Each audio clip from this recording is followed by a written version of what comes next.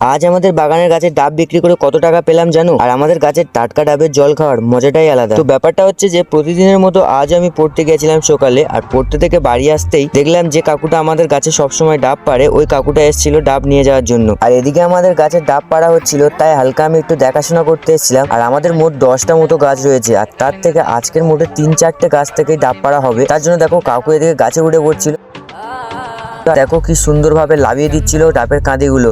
আর এইসব ডাবের কাঁদির মধ্যে থেকে কয়েকটা ডাব আবার বাদও দিচ্ছিল। আর এগুলো দেখে তো আমার তো মনে হচ্ছিল যে আমি একটা কেটে খেয়ে নিই। তারপরে দেখো আমাকে দড়িটা ধরে দিল এখানে। এরকম ভাবে আমাদের 3-4টে গাছ থেকে মোট ডাব পাড়া হয়েছিল, আর বাকি গাছগুলোর ডাব এখনো বড় হয়নি।